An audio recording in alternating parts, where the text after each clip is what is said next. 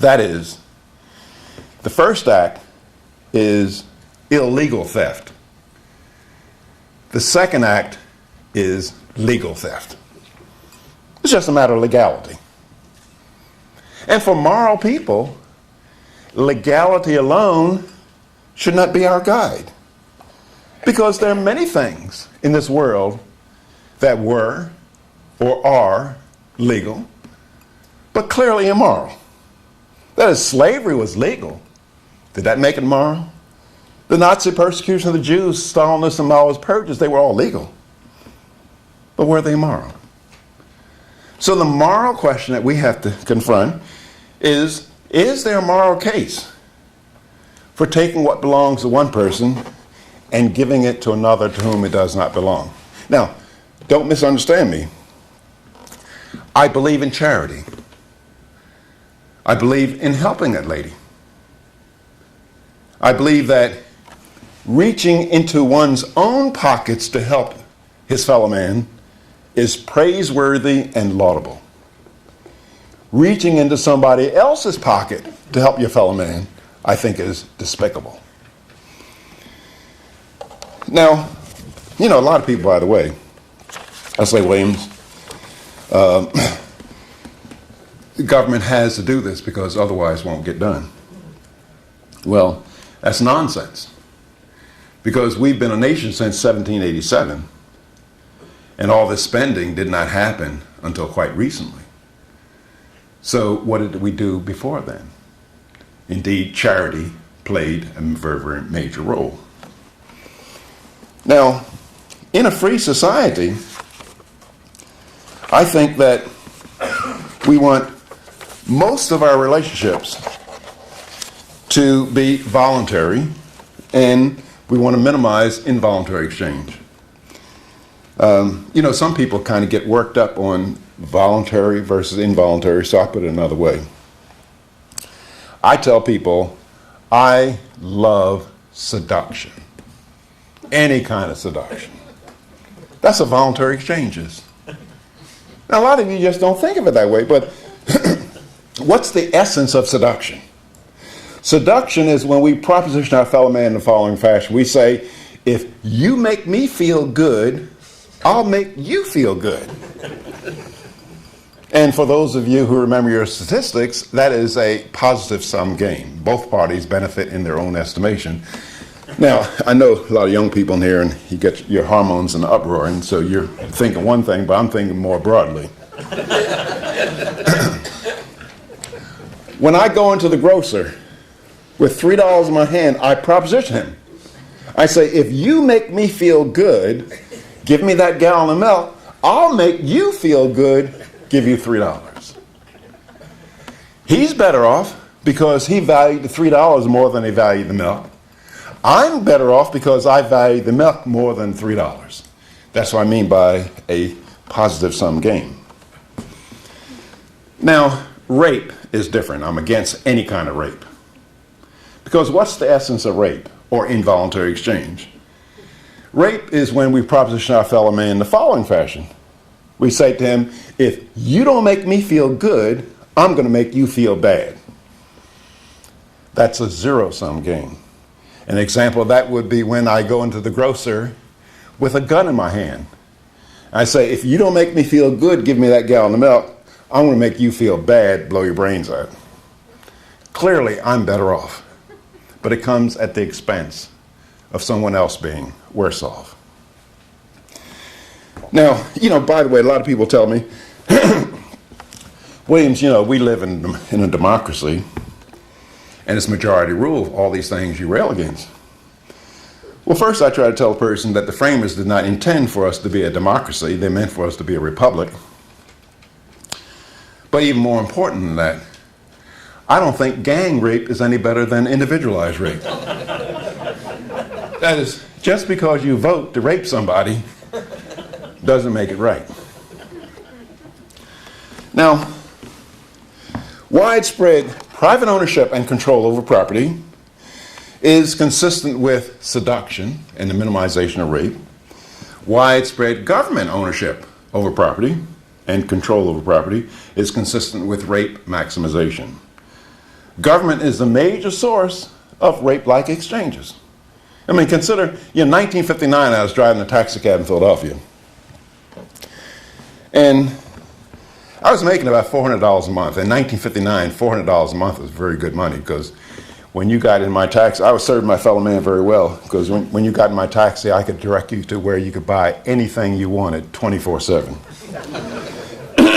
Anyway, in effect, I got this letter from the government saying, Williams, you'll stop making $400 a month and begin to make $68 a month. Now, people don't normally voluntarily switch in that direction. But the letter was, in a sense, telling me, if I did not make them feel good by being in their army, they're going to make me feel bad by putting me in jail. So that's the essence of our relationship with government. Now, there's a lot of nonsense that we hear in the media and on college campuses. People say we need big government to offset the bigness and the power of industrial giants like IBM, AT&T, General Motors, Exxon. That's nonsense. In a free society, the only way that Exxon can get $1 from me is if I volunteer to give it to them. I mean, in order for Exxon to get $1 out of me, what must happen? I must voluntarily get out of my chair, voluntarily get into my car, voluntarily drive at this man's lot, and voluntarily hand him some money for some gasoline. What does he have power over? He doesn't have any power over me. Now, Congress can get dollars out of me whether I want to give it to them or not, even if they require going over my dead body. I don't volunteer to give money to Congress. Now, I would be remiss if I did not say that big business can get dollars from us, whether we want to give it to them or not. But what do they have to do first? They have to first get permission from our elected representatives to rip us off. And indeed, they do that. Let me give you an example. Take Chrysler was having some trouble back and say, well, let's take the farmers. The farmers are having trouble now. Now, the farmers know where I live. Now, they can come by my house. I live near Valley Forge. The farmers can come by and say, Williams, we're having trouble. Could you spare a dime? Now, I'd probably tell the farmers to go play in the traffic. And they know that. And so they'll get their senator. They'll say Senator so-and-so, let's say like former Senator Dole. They'll say, Senator Dole, if we ask Williams to voluntarily help us out, he's going to tell us to go play in the traffic. So could you use your agents down the IRS to take his money? That's how big business can get dollars from us, whether we want to give it to them or not. They have to use the coercive powers of government, and that explains why there's so many lobbyists in Washington. Now, the free market and voluntary exchange are roundly denounced by today's defenders of what I call the new human rights. These defenders of the new human rights are the chief supporters of reduced private property rights, reduced rights to profits. They are anti-competition and pro-monopoly. They are pro-control and coercion by the government. These people believe that they are more intelligent and they have superior wisdom to the masses, and they believe that they have been ordained to forcibly impose that wisdom on the rest of us, whether we like it or not. Now, these people in our country and elsewhere in the world, they have good reasons. They have what they consider to be good reasons for restricting the freedoms of others. But I'm here to tell you that every tyrant that has ever existed believed that the tyrant had good reasons for restricting the freedom of others. Their plan, these people's plan, requires either the elimination of the market or the attenuation of the market. Why are these people hostile towards free markets? Well, these people are hostile towards free markets because the free market implies voluntary exchange. And tyrants do not trust that people behaving voluntarily will do what the tyrant thinks that they ought to do. They want to replace the market through economic planning or industrial planning or other kinds of control. Well, look, I will give you a definition of economic planning that will last you the rest of your life. It's a very simple definition.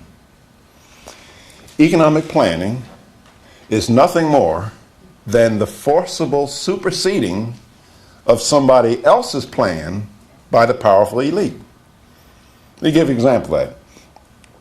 My daughter might plan to work for the hardware store guy down the street for $2 an hour. She says it's okay. He says it's okay. Her mother says it's okay, and her father says it's okay, but the powerful elite will say we're going to supersede that plan because it's not being transacted at the prices we think it ought to be transacted at. Namely now, $5.15 an hour, the minimum wage. Or I might plan to buy a Honda motorcycle from a Japanese producer.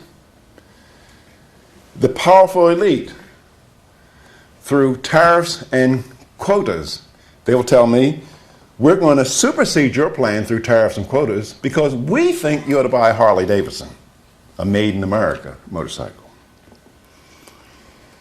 Now,